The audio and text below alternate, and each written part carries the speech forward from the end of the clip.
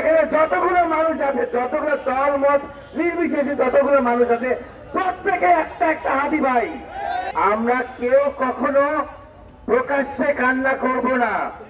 কান্না যদি প্রয়োজন হয় আমরা যাই না বাজে কান্না করব আল্লাহর কাছে। এই জমিনে কোনোদিনও আমরা এক ফোঁটা কান্না করবো না, কারো সমক্ষে না, কোনো মিডিয়ার সামনে না, কোনো বন্ধুর সামনে না, কোনো পরিবারের সামনে না। কারণ কান্না করতে হয় খোদার কাছে।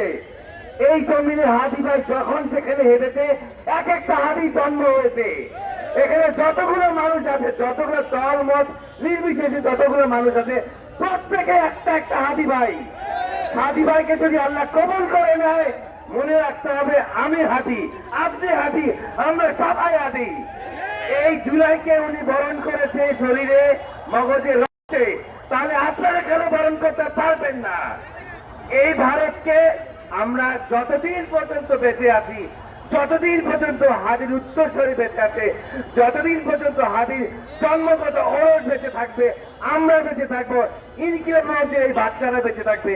এই সেই দিন ইনকিলাবের মঞ্চের এখানে হাদি ভাই বলতেছিল এই সবগুলো আমার বাচ্চা, আমি বাচ্চাকে সময় দিতে পারি না, কিন্তু বাইকে যখন বসে থাকি মনে হয় এগুলো সব আমার বাচ্চা। তাহলে আপনারাও হাদি ভাইয়ের বাচ্চারা, আমাদের বাচ্চা হাদি ভাই, আমরা সব এক রক্ত। আমরা কখনোই কানবো না। এই যুদ্ধ শেষ নাই যতক্ষণ পর্যন্ত আমাদের সার্বভৌমত্ব রক্ষা হবে না, যতক্ষণ পর্যন্ত এই পতাকা আমাদের উত্তোলন হবে না। তারপরে লাস্ট একটা কথা বলে যাই, আমরা প্রত্যেকে নামাজে দোয়ায় হাদি ভাইয়ের কথা সবসময় বলবো, আল্লাহ যাতে ওনাকে ফিরিয়ে আনে, এবং সেই সাথে ওনার ট্রিটমেন্ট দিয়ে যেন কোনো রকম গাফিলতি না হয়।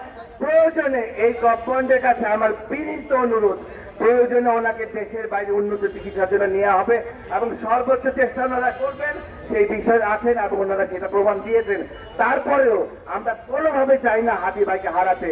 আমরা প্রত্যেকটা একটা হাদি ভাই, টেকনাফ থেকে তেঁতুলিয়া, প্রত্যেকটা অঞ্চলে, প্রত্যেকটা গ্রামে, প্রত্যেকটা শহরে, বৃদ্ধ, বাচ্চা, শিশু, মহিলা, প্রত্যেক, আজকে বাংলাদেশে একটা মানুষ ঘরে শান্তিতে নাই, রোজা রাখতেছে, নামাজ পড়তেছে, বাজার করা বন্ধ, ক্লাস করা বন্ধ, যতক্ষণ পর্যন্ত হাদি ভাই আমাদের মঞ্চে, আমার ডানে, আমার বামে, আপনার সামনে এই পথে আসবে।